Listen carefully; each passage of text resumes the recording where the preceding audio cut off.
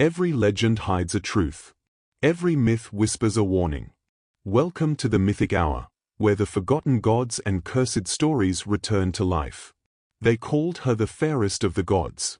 Born from the foam of the sea, Aphrodite stepped onto the shores of Cyprus radiant and breathtaking, her beauty enough to unhinge the hearts of gods and mortals alike. She was the embodiment of love, desire, and passion, the goddess who could bend kings to their knees with a glance, who could spark wars with a smile. But behind the shimmering veil of roses and doves lay a truth rarely spoken. Aphrodite's beauty was as dangerous as it was divine. The sea was restless that night. Waves clawed against jagged cliffs, howling like hungry wolves. The wind carried a strange scent, salt mixed with something sharper, metallic, almost like blood. And indeed, blood it was. For in the churning waters lay the severed flesh of Uranus, the Skyfather, cast down by his son Cronus. His blood spilled across the sea, and where it mingled with the foam, the waters began to boil with unnatural light. Out of that violent marriage of blood and brine, she arose. A figure stepped from the foam, pale skin gleaming like polished ivory, golden hair flowing like molten fire, eyes bright as the morning star. She did not crawl or stumble from the surf, she glided, her feet barely touching the waves, as though the sea itself bent to her will. The gods beheld her and trembled. For she was beauty perfected, a vision so radiant it burned the eyes to look upon her too long. But beauty that came from blood was never innocent. Aphrodite was not born of warmth or love, but of violence, a goddess forged in the wound of the cosmos itself. Doves circled above her. Roses sprang from the ground where her feet touched the earth.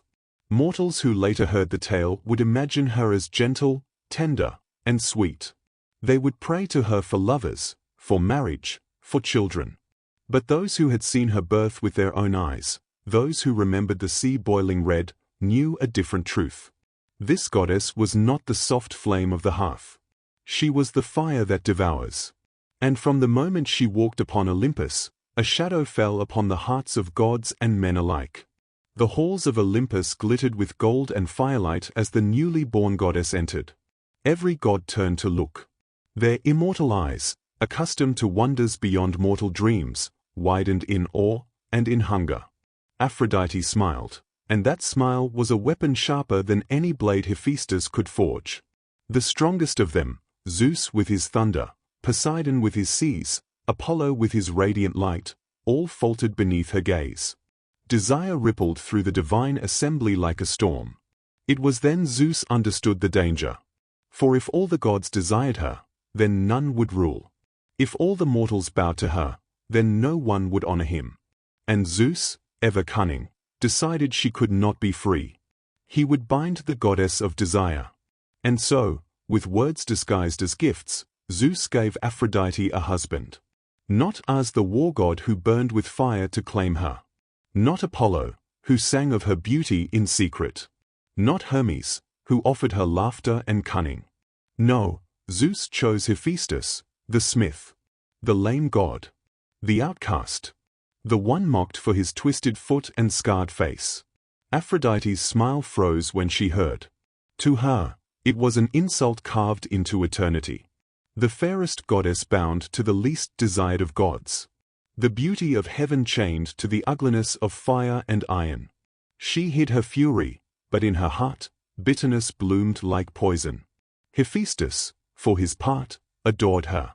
He built her palaces of bronze that glowed with light, jewels that shone like captured stars, golden thrones studded with sapphires.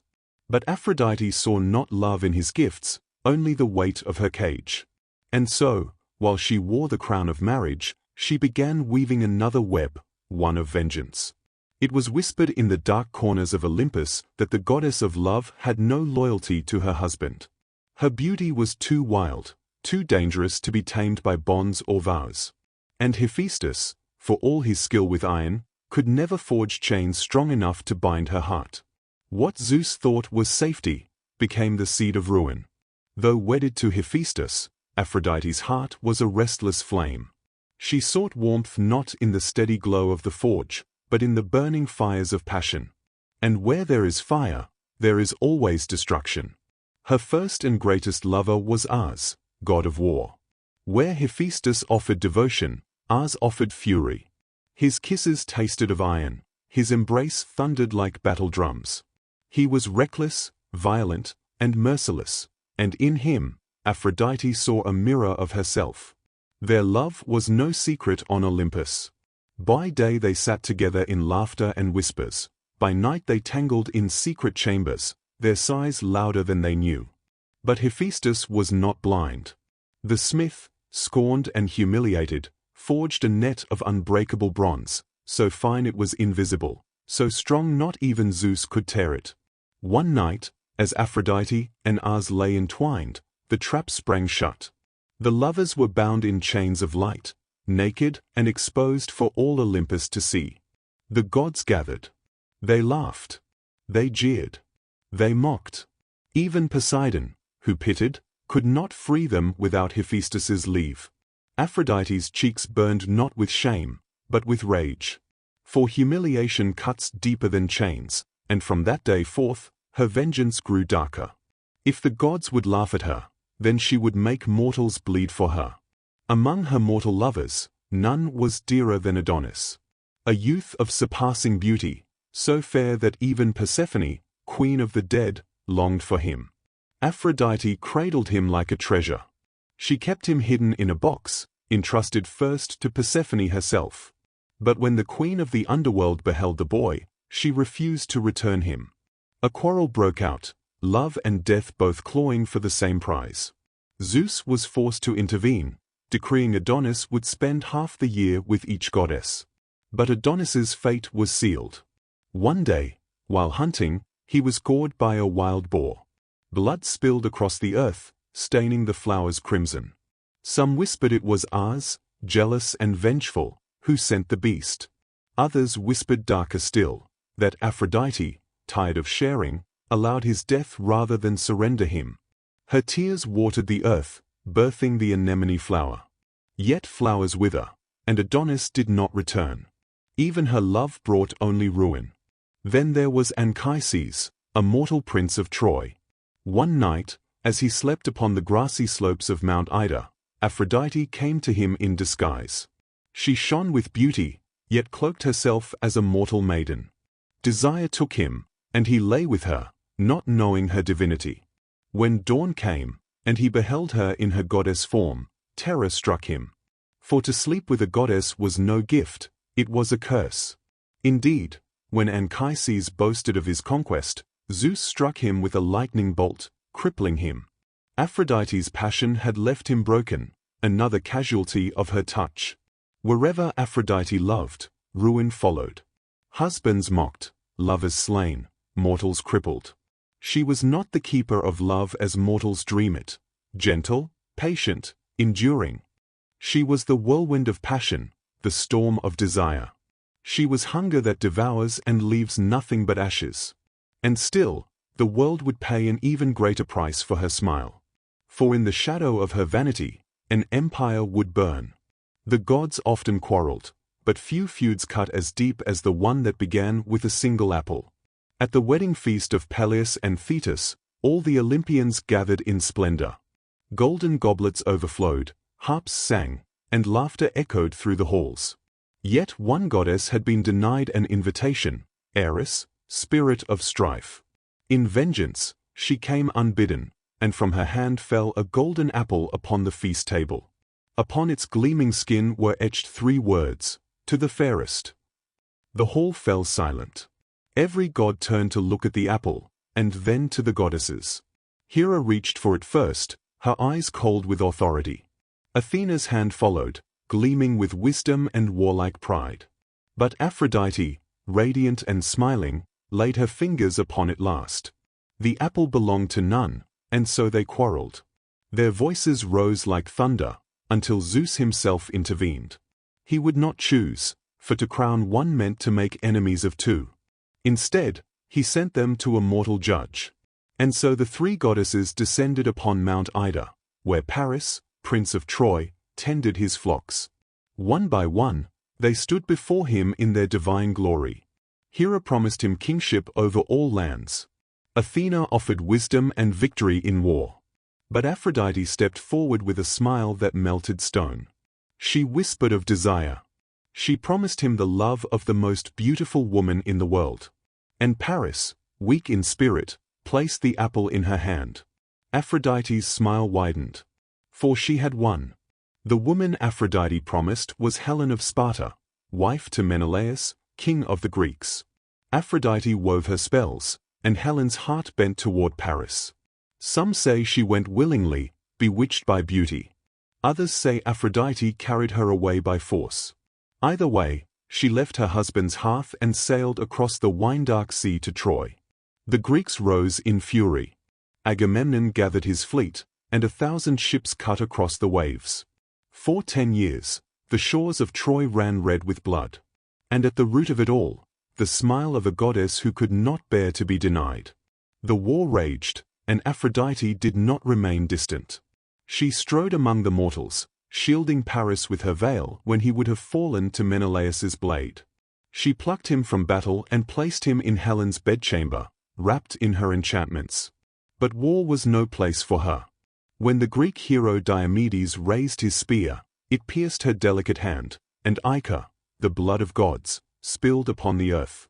She fled in tears, cradled by Ares, mocked by Athena. The goddess of beauty, so mighty in seduction, could not stand the fury of war. Yet still, her promise stood. And because of it, Hector fell, Troy burned, and countless souls were cast into the dust. All for a golden apple. All for the pride of Aphrodite. Mortals had long feared the gods, but none inspired such tangled devotion as Aphrodite. For though her touch left ruin, her beauty was an addiction men and women could not resist. Across the Mediterranean, her shrines rose like jewels upon the earth. Cyprus, Paphos, Corinth, cities where her name was sung in incense and blood. But unlike the altars of Hestia or Demeter, Aphrodite's temples did not glow with the warmth of hearth or harvest. They throbbed with something darker. In Corinth, her priestesses were not veiled matrons but women of the night, their bodies given as offerings. Pilgrims who came to her altar did not pray with words, they prayed with flesh. They called it sacred marriage, but many whispered it was slavery wrapped in silk. Gold clinked in her temples as much as incense burned. Love was bought and sold beneath her gaze, and she smiled at it all. For to Aphrodite, love was not purity. It was hunger. Men begged her for lovers, for wives, for children. Women begged her for beauty, for favor, for the loyalty of their husbands. And sometimes, she answered. But her gifts were always double-edged. A husband would fall madly for his wife, but his devotion twisted to jealousy, and he smothered her in suspicion. A youth would be granted irresistible charm, but his admirers followed him like wolves until his life was cut short. A maiden prayed for beauty, and won it, only to be cursed with endless suitors who saw her as prize, not person. To worship Aphrodite was to dance with fire. She gave desire freely, but never peace. And still, mortals adored her. They draped her statues in flowers, crowned her with doves, sang hymns to her name. They painted her rising from the sea, radiant and innocent. But there were whispers, old voices, remembered from her birth in blood. That her smile was sharp. That her gifts were poisoned. That behind the perfume of roses lingered the stench of iron and foam. Even as they worshipped, mortals feared her. For they knew, if Aphrodite turned her gaze upon you, your life would never again be your own. The poets sang of her as golden, soft, and radiant. They crowned her with roses, draped her in silks, called her Kypris, the gentle, the tender. To mortals, she was the promise of warmth in lonely nights, the dream of perfect love. But beneath the poetry lay a truth the Greeks understood, though they rarely spoke it aloud. Aphrodite was not gentle. She was not safe. She was not even truly love. To the Greeks, Eros, passion, was both divine and dangerous. It was the sudden fire that seized the heart, the madness that drove kings to betray kingdoms, the fever that made brothers raise their swords against each other. And Aphrodite was Eros incarnate. She was the storm that strikes without warning, the fever that consumes the body and leaves it shaking, the hunger that never truly ends. This was why they crowned her with flowers, because they feared her thorns. This was why they built her temples, not from gratitude, but from dread. Worship was appeasement. Offerings were insurance. Mortals prayed that her gaze might pass over them, or at least that her flames might scorch their enemies instead. For at her core, Aphrodite was not only desire, she was vanity. She could not abide being second, could not endure being slighted. It was vanity that made her fight for the golden apple. It was vanity that bound Helen to Paris. It was vanity that left empires burning in her wake. Her beauty was a crown, but also a chain. She fed upon admiration as others feed upon bread. Deny her that worship, and she became cruel. The gentle goddess mortals adored was but a mask, carefully painted. Behind the mask was a blade, honed, gleaming, dripping with the blood of those who mistook desire for love. For true love, steady and eternal, belonged not to her, but to Hestia at the hearth, to Demeter in the fields, even to Hera in her stubborn devotion. Aphrodite gave passion, yes, but passion is fire. And fire, no matter how warm, always burns. When the last veil is torn away, when the perfume fades, when the roses wither, the truth of Aphrodite stands bare, and it is not the truth mortals wished for. She is not the quiet comfort of a hearth. She is not the gentle hand of devotion. She is not love, though her name is forever bound to it. Aphrodite is hunger. She is the madness in Paris's eyes as he carried Helen across the sea, knowing it would doom his city. She is the fever that consumed Anchises, leaving him crippled and broken for boasting of her embrace. She is the scream in Hephaestus's throat when he watched his wife chained in another's arms before all Olympus. She is the crimson flower blooming from Adonis's blood, beauty born from death. Everywhere her touch lingers, ruin follows. And yet, she remains irresistible. That is her final cruelty. Mortals and gods alike know her nature, and still they reach for her. For desire blinds, even when it leads into fire. Aphrodite is both gift and curse, balm and poison. She gives what mortals crave most: beauty, desire, passion, but never without a price. And the Greeks, wiser than their songs admit, knew this truth. That is why they feared her as much as they worshipped her. That is why her myths end not with harmony, but with wars, betrayals, and graves. The ugly truth is simple. Aphrodite was never the goddess of love. She was the goddess of chaos disguised as desire. And to invoke her name was to invite fire into your home, fire that warms, yes, but fire that consumes until only ash remains. The centuries have passed. Empires have risen and fallen, the temples of stone crumbled to dust. Yet her name endures, carved into the bones of memory. Aphrodite, the beautiful, the terrible, the goddess of love, and the goddess of ruin. Some still picture her as the maiden of the sea, stepping from the foam with doves at her side. Others remember her chained in Hephaestus's net, mocked before all Olympus. But those who have studied the old tales, those who have looked deeper, know the truth. She is not gentle. She is not kind. Her beauty was born of blood. Her gift was always a curse. Her love is the fire that consumes. And yet, if she appeared before you now, golden hair glowing like sunlight, eyes that promise everything your heart has ever craved, would you resist? Would you turn away, knowing the ruin that follows? Or would you, like Paris, like Adonis, like countless souls before, surrender to her smile, and let the world burn around you?